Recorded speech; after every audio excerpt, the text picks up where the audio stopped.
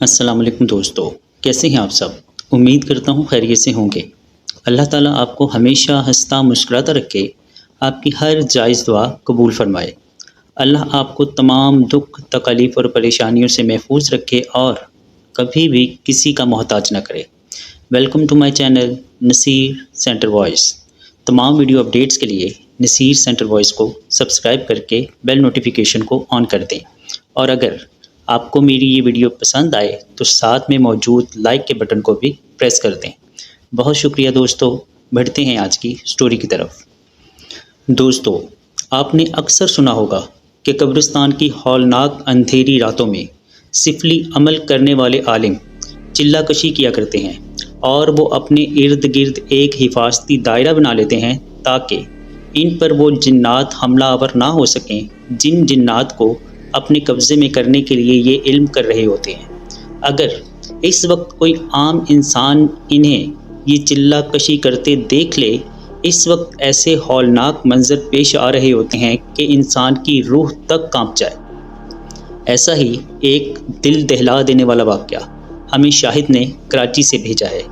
السلام علیکم نصیر بھائی، میرا نام شاہد ہے، میں کراچی میں رہتا ہوں۔ میں ایک لیڈی سوٹ سینے والی فیکٹری میں سپروائزر ہوں۔ یہ فیکٹری ایک بہت بڑے قبرستان کے بالکل برابر میں واقع ہے۔ ہمارا ڈپارٹمنٹ سیکنڈ فلور پر ہے۔ جب اس ڈپارٹمنٹ کی کھڑکیاں کھولی جاتی ہیں تو پورا قبرستان نظر آتا ہے۔ ویسے تو ہماری فیکٹری مغرب سے پہلے ہی بند ہو جاتی ہے، لیکن ایک دن ہمیں آرڈر تیار کرنے میں دیر ہو گئی تھی۔ ہمیں اس دن آرڈر دینا بہت ضروری تھا۔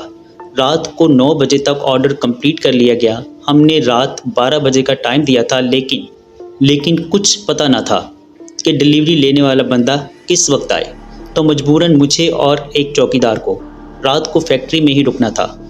ہمارے آس پاس کی سبھی فیکٹریاں اس وقت تک بند ہو جایا کرتی تھیں۔ ہماری فیکٹری سے بھی تمام ورکرز 9 بجے کام ختم کر کے اپنے اپنے گھر چلے گئے تھے۔ بس میں اور ایک چوکیدار ہم فیکٹری میں رک گئے، رات کا کھانا کھایا اور ڈیلیوری لے کر جانے والے کا انتظار کرنے لگے۔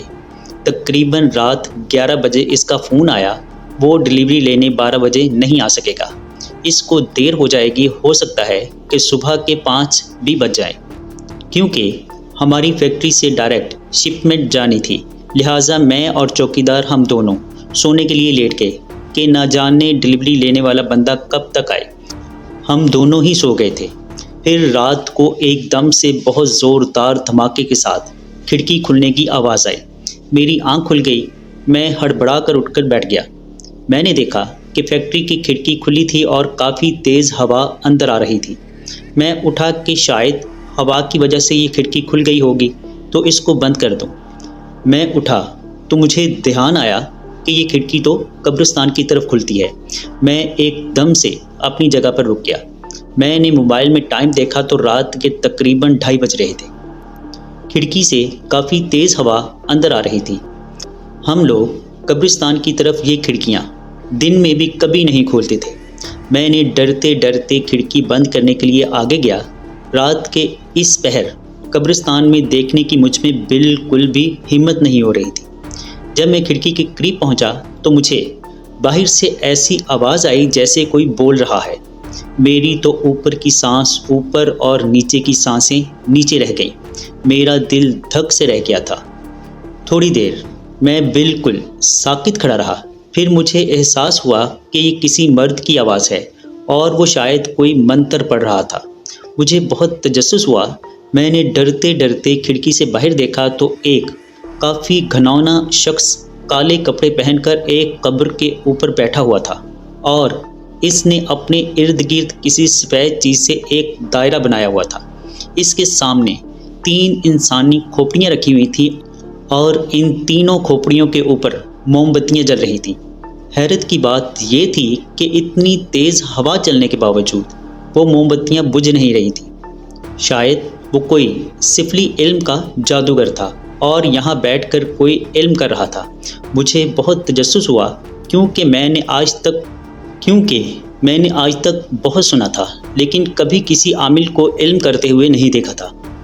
تھوڑا غور کرنے پر مجھے احساس ہوا کہ اس سفلی عامل کے گرد کھینچے ہوئے دائرے کے چاروں طرف کچھ کالے دھوئیں نما ہیولے عجیب طریقے سے گھوم رہے ہیں۔ میرے دل کی دھڑکن تیز ہو گئی اور آہستہ آہستہ وہ کالے دھوئیں نما ہیولے گہرے ہوتے گئے اور اس کے بعد بہت زیادہ خوفناک شکل اختیار کر گئے۔ خوف کے مارے میری ریڑھ کی ہڈی میں سنسنی سی دوڑ گئی۔ وہ اس قدر خوفناک تھے کہ ان کی ہیبت ناک خوفناکیت عام ماحول میں بھی برداشت سے باہر ہوتی، جبکہ اس وقت تو رات کے 2:30 بج رہے تھے اور میری آنکھوں کے سامنے خوفناک اندھیرے میں ڈوبا قبرستان تھا اور کانوں میں اس سفلی عامل کے منتر گونج رہے تھے۔ میرے اندر اتنی ہمت بھی نہیں ہو رہی تھی کہ میں کھڑکی بند کر کے واپس پیچھے ہٹ جاؤں، اور اس سے پہلے کہ میں کھڑکی بند کرنے کی اپنی ہمت جمع کرتا، وہ عامل اٹھ کر کھڑا ہو گیا۔ شاید اس کا علم پورا ہو گیا تھا۔ خوفناک ہیولے جو اس کے گرد کافی تیزی سے گھوم رہے تھے وہ بھی ایک جگہ ساکت ہو کر کھڑے ہو گئے۔ عامل نے ان سے کچھ بات چیت کی تو ان خوفناک ہیولوں نے، جو یقیناً جنات تھے، انہوں نے میری طرف دیکھا۔ میرے جسم کو ایک عجیب سا جھٹکا لگا اور میرے پورے جسم میں خوف کی سرد لہر دوڑ گئی۔ ان ہیولوں کے میری طرف دیکھنے کے بعد اس عامل نے بھی ایک دم سے میری طرف دیکھا اور اپنے ہاتھ سے میری طرف اشارہ کیا۔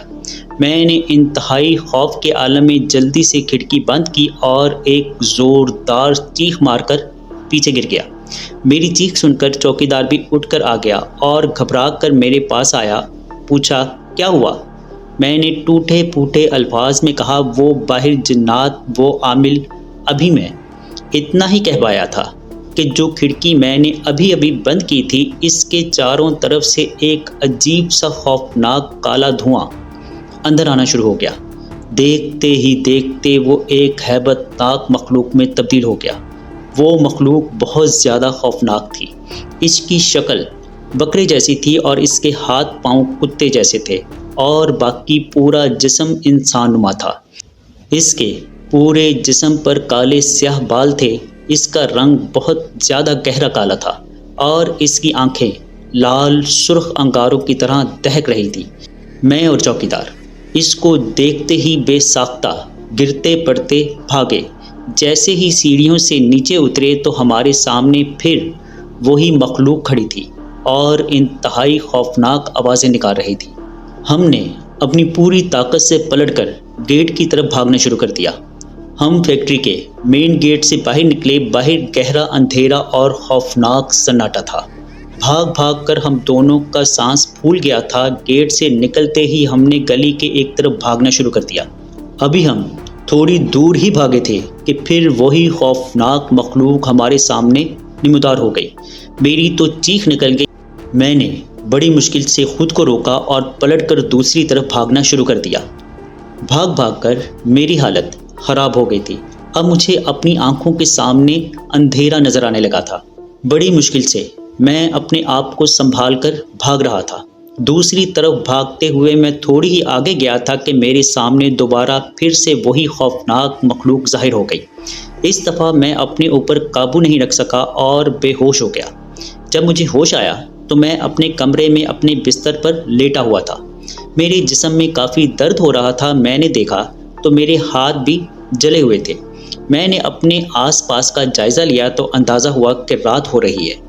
میں نے اٹھنے کی کوشش کی تو دیکھا کہ بالکل بیڈ کے سامنے وہی خوفناک بکرے کی شکل والا جن کھڑا تھا۔ اس نے خوفناک انداز میں اپنا منہ کھولا ہوا تھا۔ اس کے نوکیلے لمبے دانت میں صاف دیکھ پا رہا تھا۔ میرے دیکھتے ہی دیکھتے وہ خوفناک جن ہوا میں اڑ گیا اور آہستہ آہستہ میرے اوپر بیڈ پر آنے لگا۔ میں نے آنکھیں بند کر لی اور بے ساختہ زور زور سے چیخنا شروع کر دیا۔